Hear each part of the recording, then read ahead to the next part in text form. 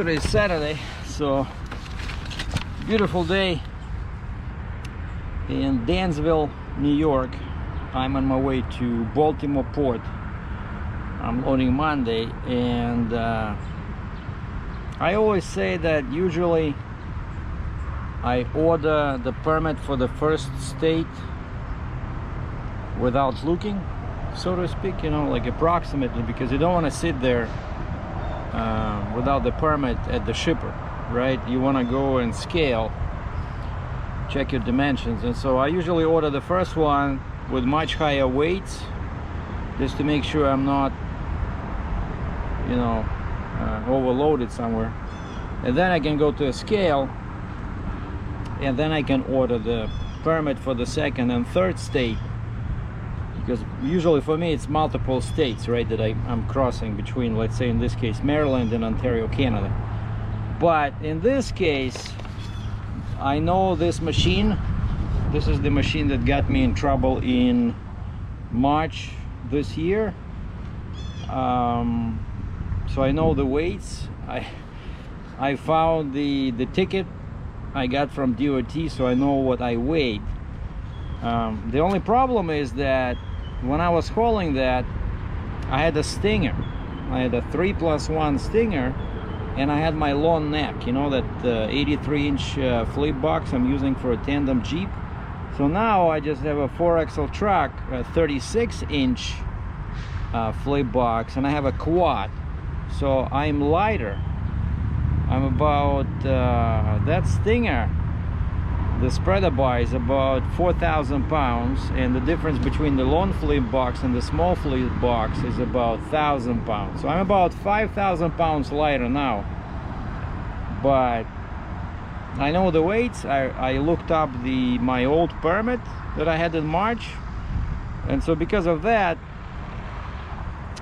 even though my rig is now a bit shorter, so the truck is closer to the load, but the rear doesn't have that 14-foot stinger, so I think I should be okay. I just added a lot of weight, so this excavator is supposed to be 95,000 pounds, but sometimes they're all a bit different, because they can put like a bigger tracks, at the request of the customer, or bigger stick or bigger bucket. You never know. You can easily be 5,000 pounds each way on the same machine, But so this time I did order Maryland, PA, and New York right away, because like I said, I was able to look up my old DOT ticket, and the scale ticket it included, and my old permits. And then I even had the copy of the revised permit that DOT made me to order. And so I increased weights even compared to that one. So now I got a permit. So out of these 3 permits I ordered Thursday, yesterday I got one, Maryland, the most important one, because this one, once you go over 150,000 pounds gross in Maryland, you need a police escort, and you need 1 civilian escort, even if your dimensions are legal. But it's only because of the weight. Because of the weight, they wanted to have 2 escorts, police and civilian. And so I thought I would so I'm holding in my hand my Maryland permit, so it's just 3 pages. And I noticed now they allow you to have e-permit. Clause number 7, permittee. I love this word. Always reminds me of the word amputee. Permittee must have its multi-page permit or e-permit in possession before entering the state of Maryland. Before entering the state of Maryland. Well, of course they mean loaded. So now you can actually show them the picture on your phone, like a PDF on your phone or your tablet or your computer. But I printed it out because Maryland is one of those states that can be very, very expensive. So I just checked the distance again. The distance from the Dundalk Marine Terminal at Dundalk and Dunhill That's where the exit is for trucks. Dundalk Avenue and Dunhill Avenue, I believe.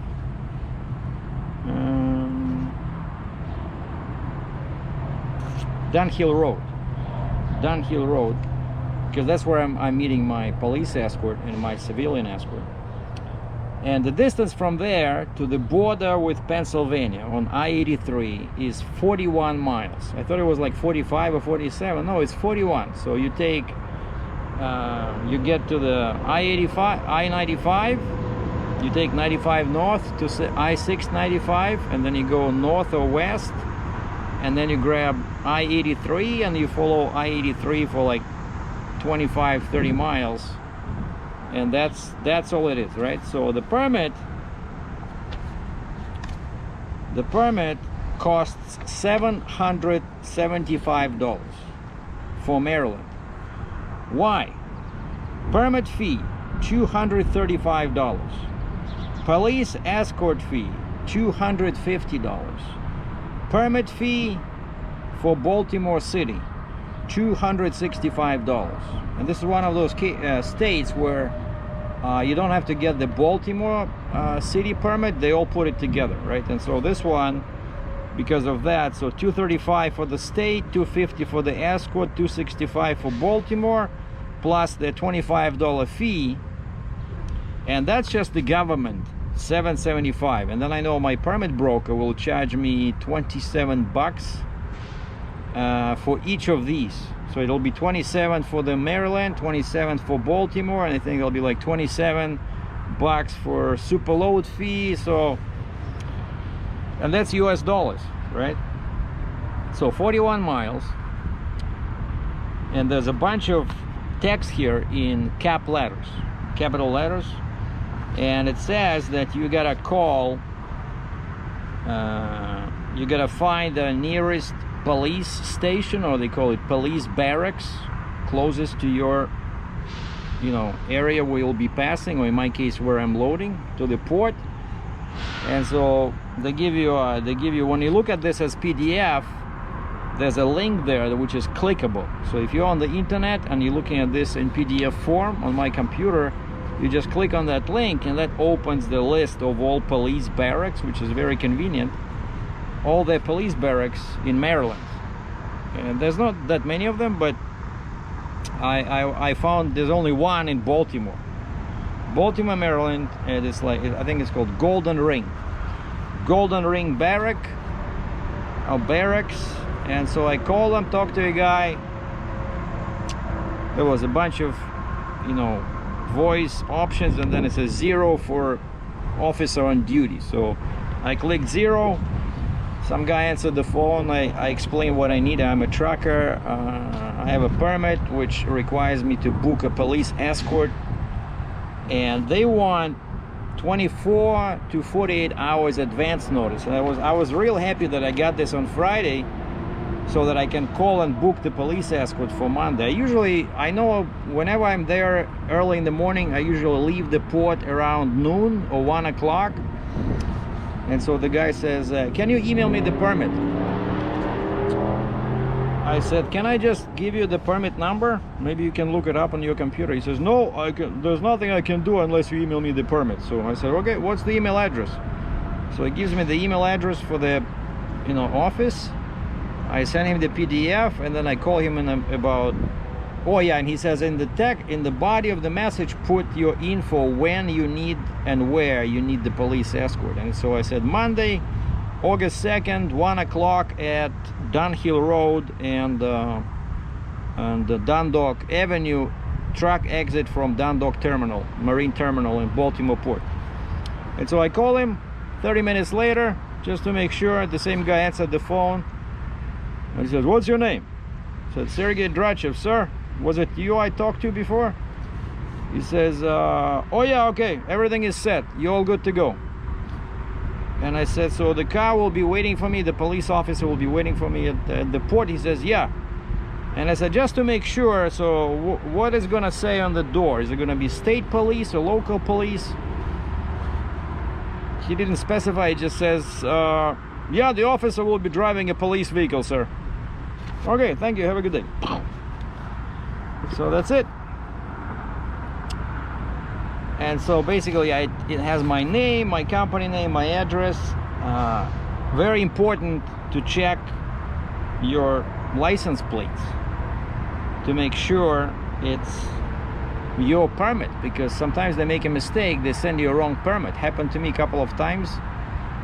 But in this case I see my name, and then I see Kenworth Fontaine.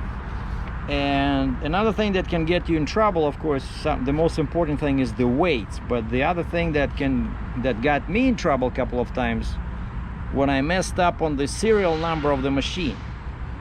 So what these guys do, you know, if a DOT cop stops you, or state police, whatever, they will ask you politely for a copy of your permit, and they will just go look on the machine and compare the serial number. If once I made a mistake, the guy gave me a ticket. And then in some places, like Ohio, they're really crazy about axle spacings. There's something about spacings that they really gets them excited, you know. So they as soon as they stop you and they get a copy of your permit, they open the trunk of the pickup truck or the SUV and they grab a measuring tape, hold that end. Or a guy will have something more modern with a wheel, you know, one of those wheel measuring devices, and they will check your spacings between all your axles, because it's written down on your permit at the very end here.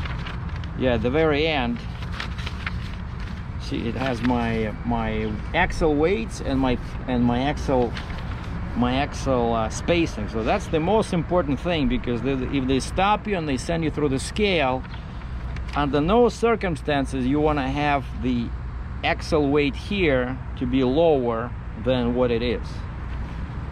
And what I found is that sometimes they will let you go with a small fine if the overall gross weight is much higher. You know, let's say your machine is 80,000 pounds, but you screwed up on your truck axle weights or the trailer axle weights, because let's say the machine is a drill rig and it has the boom that weighs, you know, 50 tons, you know. And if you have a drill rig, I always caution people to be super careful, because that, if it's a heavy drill rig, even though it's like I had a case where it was 107,000 pounds, it put so much weight on the trailer, it was not even funny, you know. So that boom can put a lot of weight on the back, even though your overall weight is okay, but one side can be overloaded, right? And so the DOT will look favorably at you if your overall gross weight is much higher.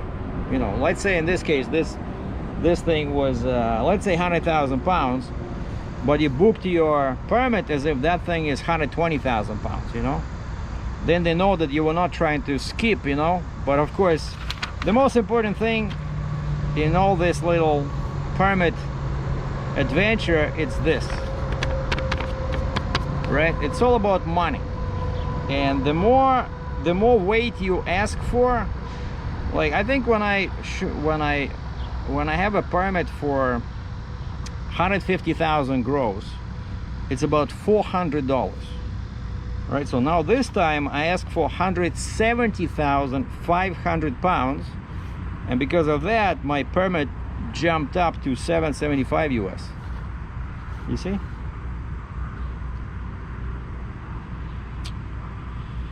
Oh boy. So that's what I wanted to say about permits, that yeah, you gotta be careful. And actually, because of this, if you're not sure about the weight, that's why I never order permits right away for everything, for all states, you know, because you can save a bunch of money. Because let's say they tell me it's 100,000 pounds, right? So okay, I order the permit for the first state for, let's say, 110,000 pounds to be on the safe side, and then I go scale, turns out that machine is 75,000 pounds, right? So now I can save a bunch of money, because I can order permits from next states based on the real information. And as you and I all know, you can never ever trust the dimensions and weight supplied by the broker or even the shipper. 9 cases out of 10, it's always wrong. Okay? And so I'm afraid to think what my permits for PA and New York will cost now, because I'm asking for 170,500 pounds. But that's the nature of the beast, you know. Better be better safe than sorry. I don't want to get another ticket. So that was topic of today's video. So how permits work, and of course in US and Canada, it's all about axles and tire ratings and spacings. And by the way, one cool thing about Maryland is that they will give you more than 20,000 per axle, because in this case I have 8 axles. I asked for 20,000 on the front and then 21,500 on each of my axles. So if you multiply 21.5 times 7 axles plus 20, that's how I came up with the magic number of 170,500. And that's why my Maryland permit for 41 miles cost me $775 US. Captain Sergei out. Ciao.